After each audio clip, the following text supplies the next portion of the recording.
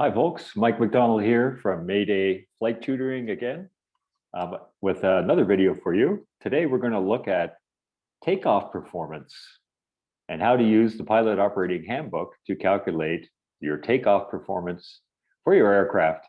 In this case, we're going to be using a Cessna 172N model. And so we'll be looking at the Pilot Operating Handbook, we'll be looking at winds, and we'll be looking at the runway surface and orientation in order to determine just how much distance it requires to take off with an airplane on any given day.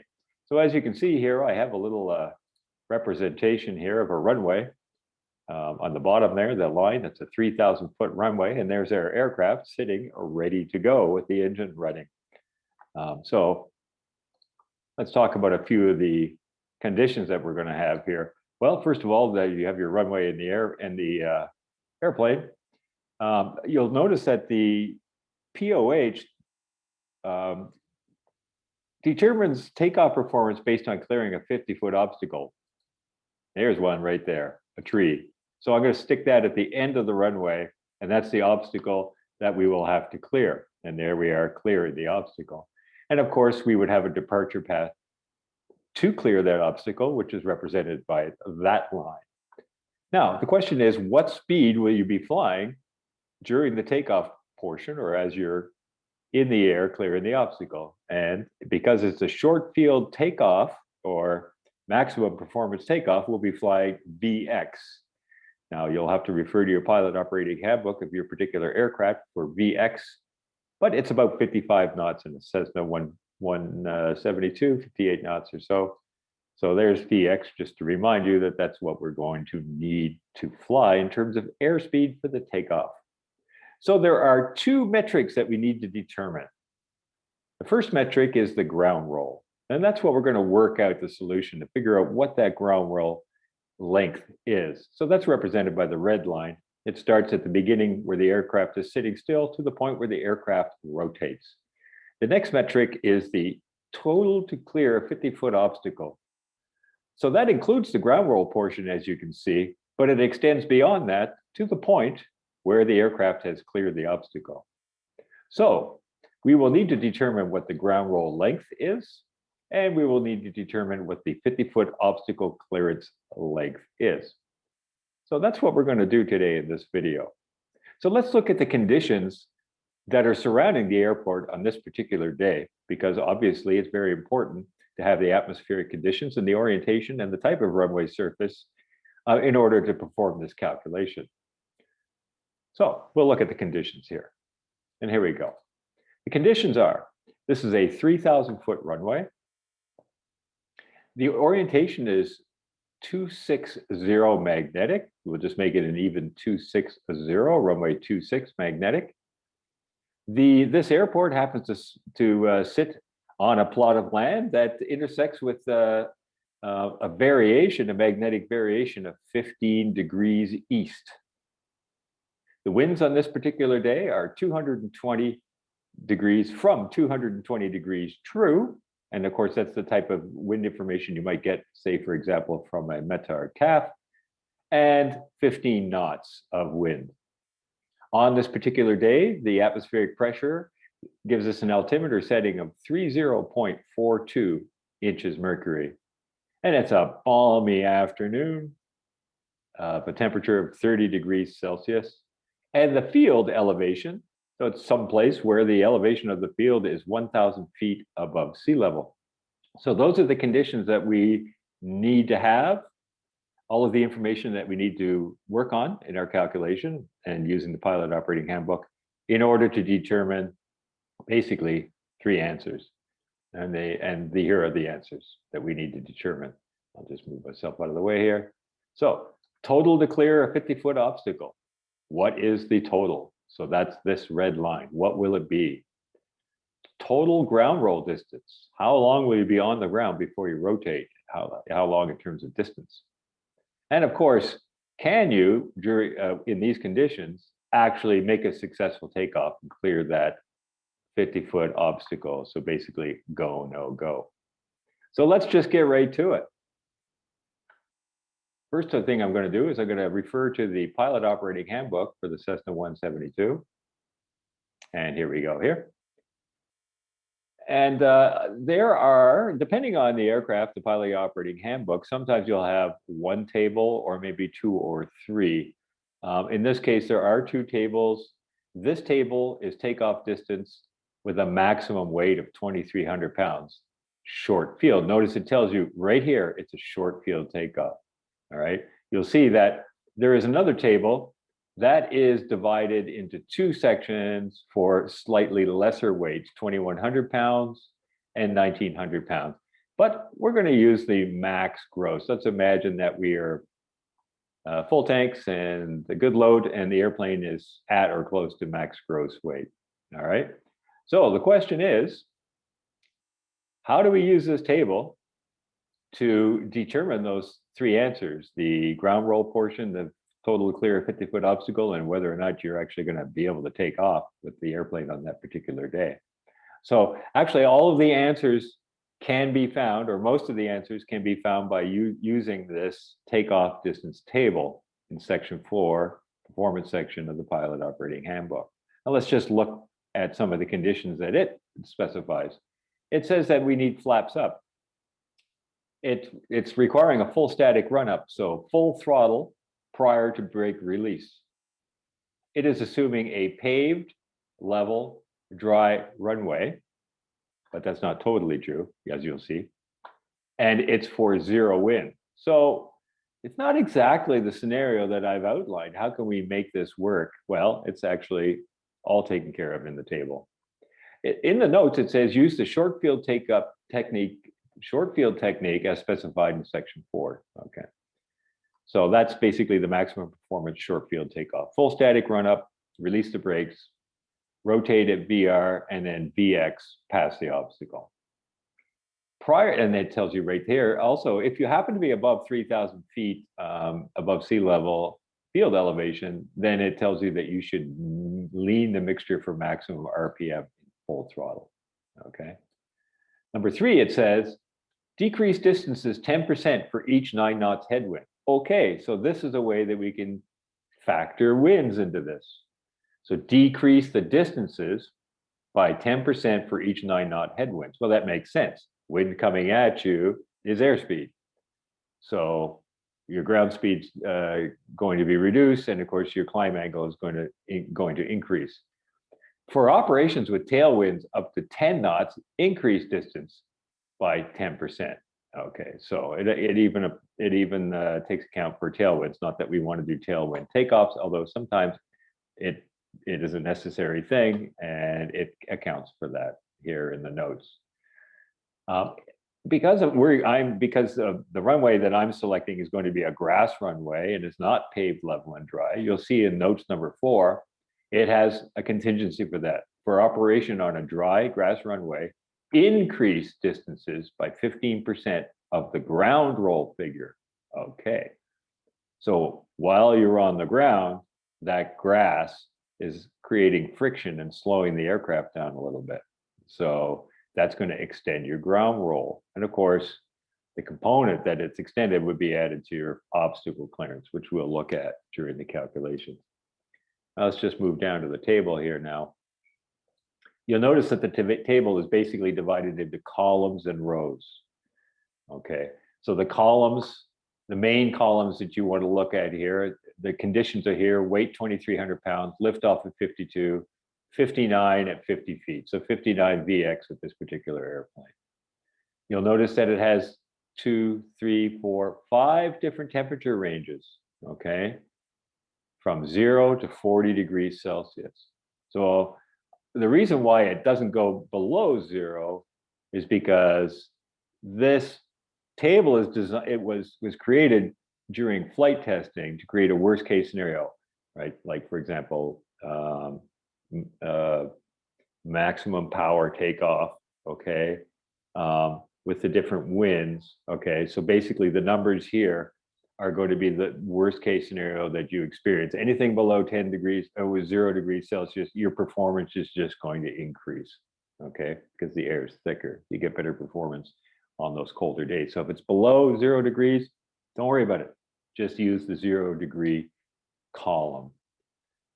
Now you'll notice that it also shows pressure altitude in feet. So we'll have to select the proper row for the pressure altitude that we're flying out of, which we'll talk about. All right. And then in the columns for each temperature, 0, 10, 20, 30, 40, those columns are divided into subcolumns, which are the ground roll and the total to clear the 50-foot obstacle. Okay, so those are the numbers that we're going to play with and modify to get our final figure. So as you can see, at sea level, at 0 degrees, your ground roll is 720, and your total to clear a 50-foot obstacle is 1,300 feet. Okay, but as the air density decreases and the temperature increases, and you can just see, and the field elevation increases, we just go down to the bottom right. We've gone from a nice 720, 1,300 to 2,095, 3,990 if you're taking off from 8,000 mean sea level at 40 degrees Celsius. So as you can see, your field elevation and the temperature of the air affect the density altitude, the altitude that the airplane feels like it's flying in. And the higher the density altitude, the more distance it's going to take to clear that obstacle. So we like to have low density altitudes, not high density altitudes. All right, we'd never get off this runway. 3990 at 40 degrees if it was at 8,000 feet, 40 degrees Celsius. But it isn't. So we can work this out.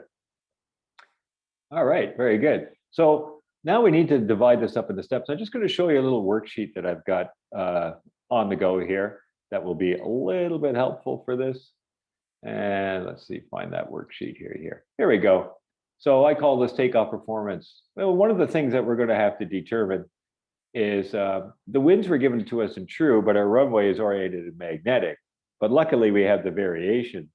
As you can see, we have the variation 15 east.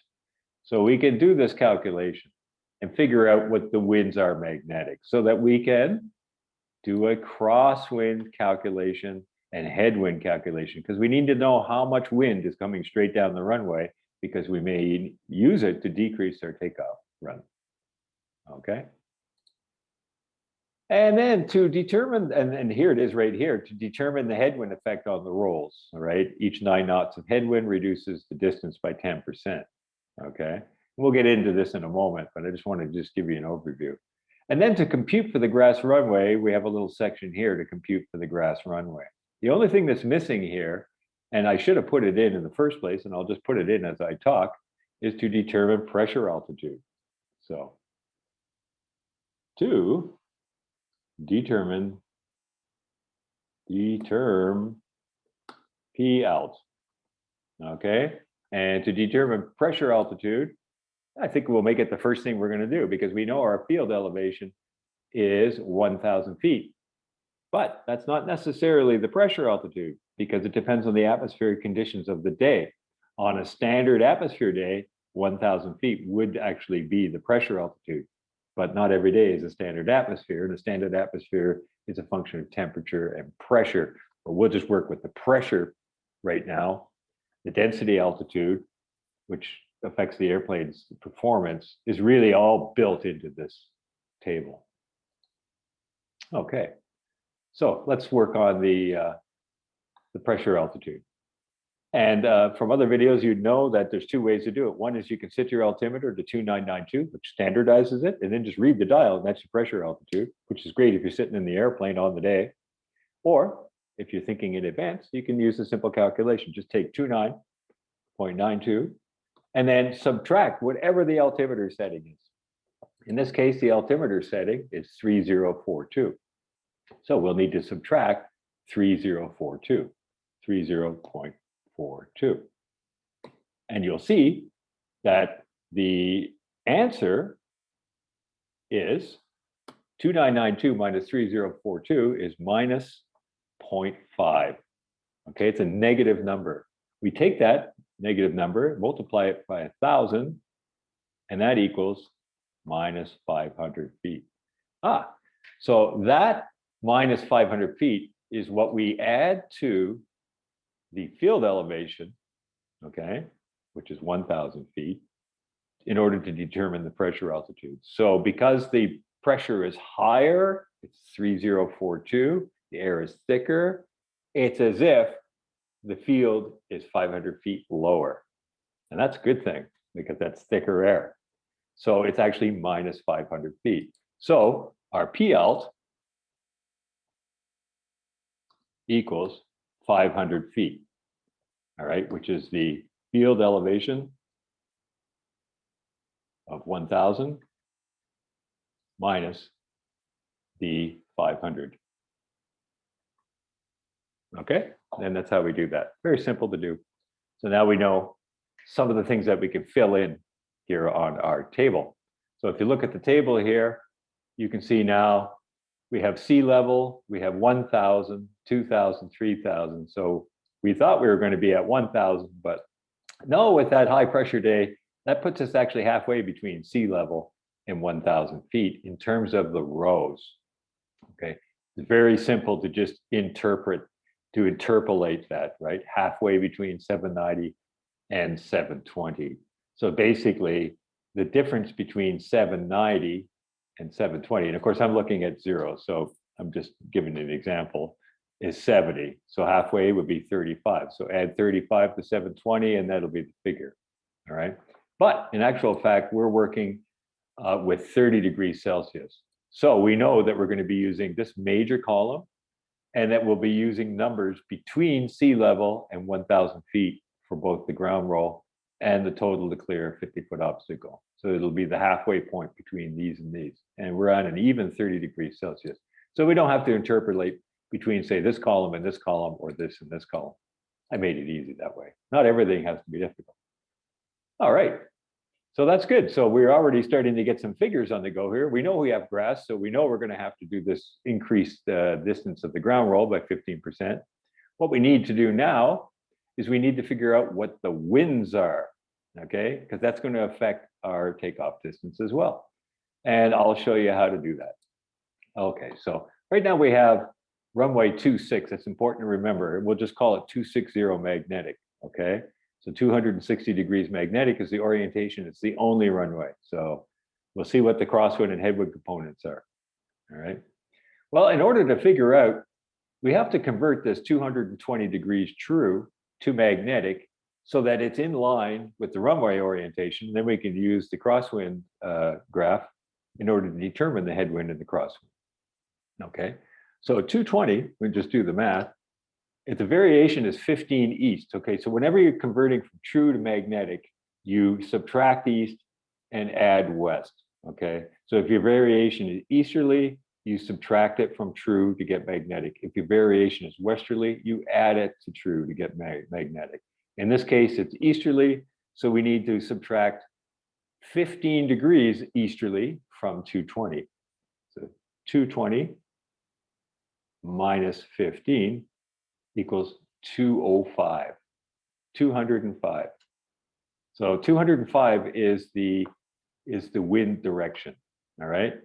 Now, but our runway is 260. Okay, so what's the difference between 260 minus 205? Well, it's 55 degrees. 55 degrees. Got my little calculator here. So those of you who have not used one of these wind calculators before, they're very simple to use. The instructions are built usually right into them.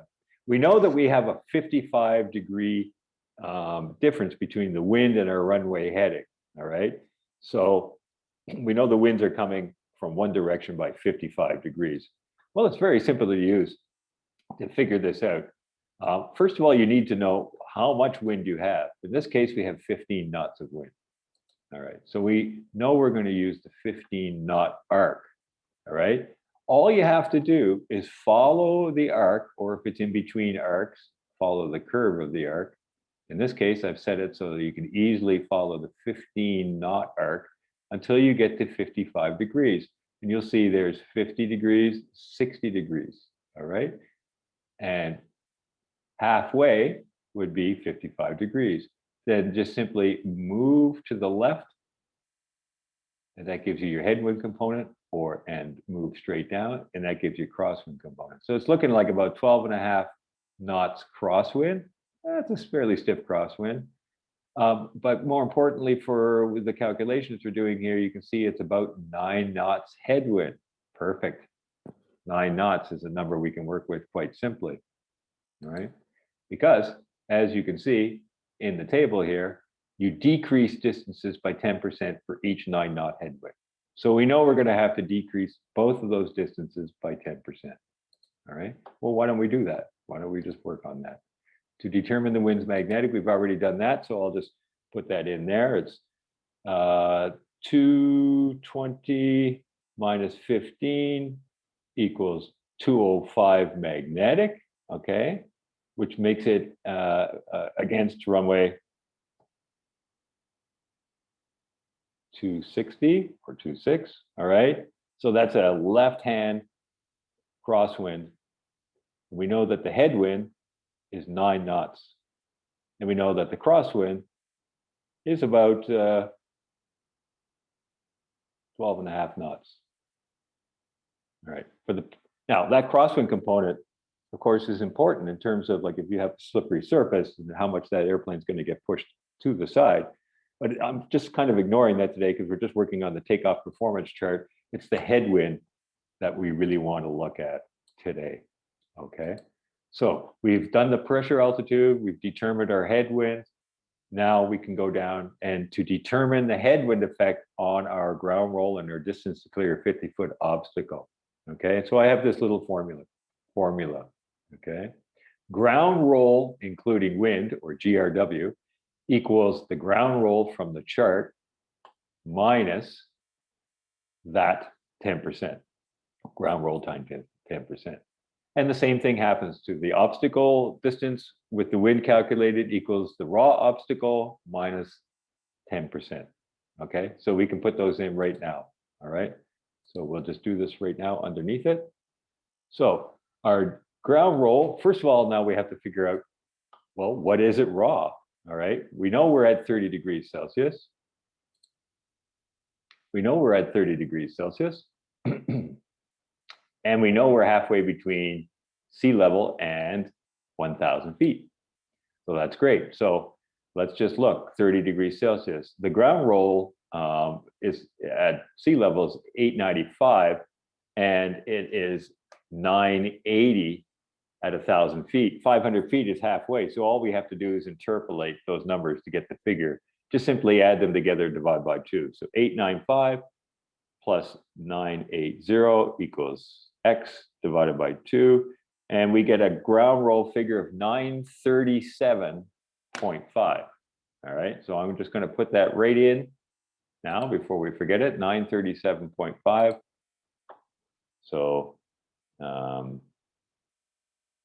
so that's the ground roll, 937.5. All right, so we have the GR. So now what we need to do is subtract 10% from that. So just go minus 10%. And that comes to 843.75. So ground roll wind equals 843.75. So you can see how the wind has actually reduced our ground roll, that 9 knots of headway. Super. So now let's do the obstacle. Okay. Our raw obstacle, we can go back to the chart and you can see, again, 30 degrees Celsius. It's going to be halfway between these two numbers, 1745 and 1590, because it's 500 feet. So I'll take 1745 plus 1590 equals divided by 2, and I come up with a figure of 1667.5. So 1667.5 is our raw obstacle, 1667.5, all right? So factoring the winds minus 10%, so we'll just go obstacle wind, all right? And I'll just go minus 10%, and that's 1500.75, 1500.75. So there you go, that's very easy to do. We've using the table from our raw figures with the pressure altitude taken into account and the temperature taken into account, knowing the winds, which we've already calculated. Now we have our our ground roll with wind, I'll just embolden that, and our obstacle distance with wind. We have those two numbers. So we're getting really close. All we have to do now is factor the grass. Now here's the question that I often ask students, all right? Do you factor the grass on the ground roll or the obstacle clearance roll or both? How do you do that? Usually there's a little bit of humming and hawing, and then I ask this question. Does the grass affect the takeoff roll once you're in the air? No, it doesn't. So that means that yes, the grass affects the ground roll by a percentage, 15% is the percentage that they put in the Pilot Operating Handbook, but that effect disappears after takeoff. Even though you're still technically on the roll, you're in the air now, okay? So that means that the calculation is just a little bit different, all right? So to compute for the grass runway, we need to know our ground roll wind, we have that. We need to know our obstacle with wind, and we have that. Great. The grass component, or the amount of distance extra because of the grass, is derived from the ground roll wind. 15% of the ground roll wind will create a figure X. Okay, so let's just take our ground roll wind, 843.75. All right, and then we'll go times 0.15. That X amount is 126.56. All right, so I'll just 126.56. So we need to add that to the ground roll wind, right? That's the 15%. So plus 843.75 equals 970.31. So 970.31. Get it? We took the ground roll wind, which we had calculated. We take 15% of that, which turns out to be X, right? I'll just put therefore. And we add that X to the ground roll wind for a total of 970.31. Now we need to keep this number. It's an important number. Why? Because that's the number that we'll add. That's the number that we will add to the obstacle clearance. We won't add the percentage of 15% because the obstacle clearance has a good chunk of that portion. You're in the air off the grass. So we just take the 126.56, as you can see, final obstacle equals obstacle wind plus X, okay? So actually, I'm just gonna move this down here, X here. And just move this out of here. All right, and so we need to take the 1500.75 plus the 126.56, and that gives us 1627.31. 1627.31. So I'll just put that in. 1627.31. And there are your answers. That's the final answers. 970.31 takes account for the wind and the ground roll extra 15%. That 15% figure of 126 is added to the obstacle wind, all right? And that gives us our obstacle wind, including grass component. So those are our numbers. So 970.31, so we'll just put this in here. 970.31, and we'll go back to 1627.31. 1627.31. Of course, these figures are fractions.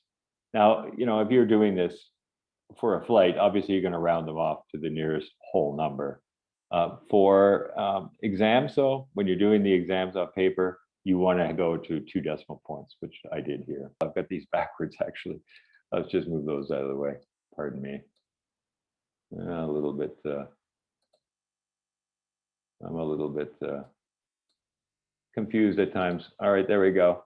There we go. Our total to clear a 50-foot obstacle, which includes this grass component, is 1,627 feet, 0.31. So if this is a 3,000 foot runway, we'd be clear of the obstacle somewhere around here. And the total ground distance is 970 feet. So we've got our obstacle length and our ground roll distance. And of course, the question, go, no go. Will you safely clear the 50-foot obstacle in a safe takeoff using the short field technique on this particular day in these conditions? After the calculations, it is clear that we would clear a 50-foot obstacle even 2,400 feet closer. So the airplane is going to get off well before the 50-foot obstacle at 3,000 feet, even with the high temperature. So there you go, folks. Takeoff performance with the POH of a Cessna 172N model. And I hope you found that helpful and interesting. And I think you can use this video in the future to remind yourself as you're going through the calculations for your instructor or for your exam, your flight test. So yeah, there you go. On another video, I'm going to do the landing distance calculations. They're very similar, but all the same, I'm going to go through it. So I hope you have a great day. Thanks for watching. And by the way, if you like this video, hit the like button and please subscribe. That would be great. And you can find me on Facebook at Mayday Flight Tutoring. That's at Mayday Flight Tutoring. So thanks for watching, and I'll see you on the ramp. All the best.